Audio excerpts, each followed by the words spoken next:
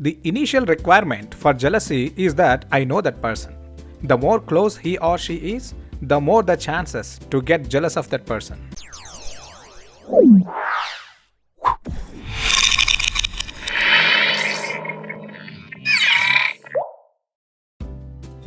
There are three major points on which jealousy is built: desire, unacceptance, and insecurity.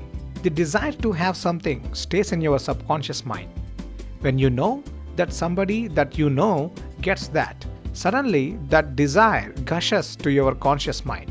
This gust of desire is immediately converted to anguish. The anguish arises because you realize you don't have it. This anguish then is converted to jealousy. In terms of health, wealth, and happiness, no matter how many steps above or below the target person is situated, if he or she gets one more step ahead, you cannot accept that. This unacceptance is turned into jealousy. If your friend goes one step ahead of you in his or her career or in any other aspect, you assume he or she will not treat you well as before. You feel insecure and start pouring the results of jealousy on your friend. You may also feel the other people in your known circle think you are incapable.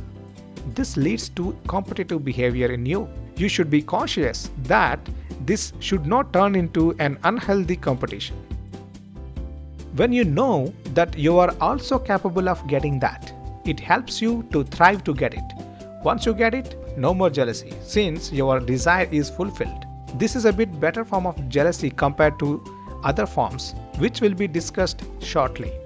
So what happens when you have jealousy due to desire combined with unacceptance? Your desire is fulfilled, but the unacceptance is there.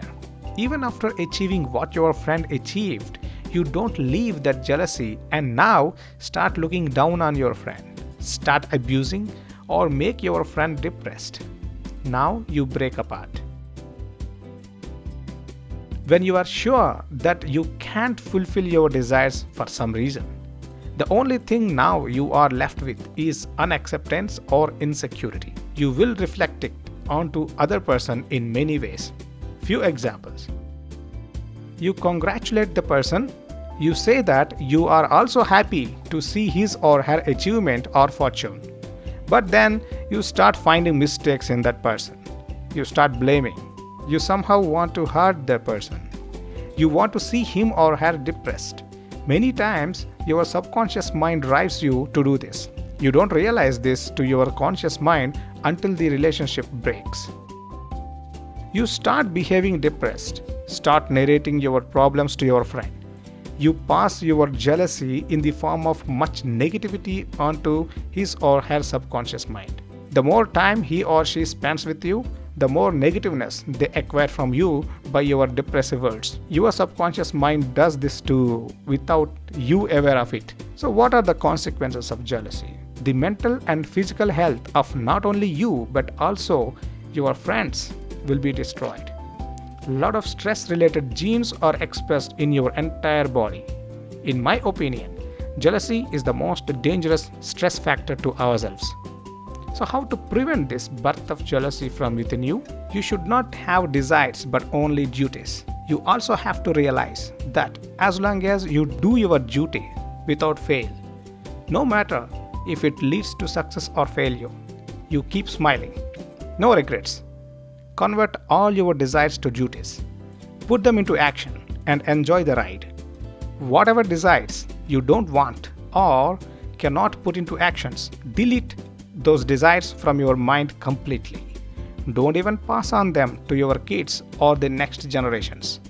When you practice this, all your friends' achievements give even more happiness to you, gives positive energy to both of you, improved relationships, reduced or zero levels of stress, better mental and physical health, increased quality of life. So how to manage jealousy once it is born? Sit and analyze why this jealousy is arising in you. Do reasoning in a lonely place to get the answer. If you cannot do that, do meditation. This makes you prepared to sit and analyze. If you can't do meditation, do a breathing exercise. This prepares you to meditate. If you don't want to do breathing exercise, go to a mentor and explain your experiences and seek suggestions.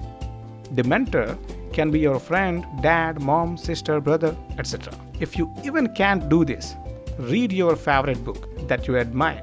If you can't do this, watch some motivational videos about life and relationships. If you can't do this, watch some comics. A stomach full of laughter is a temporary medicine for everything.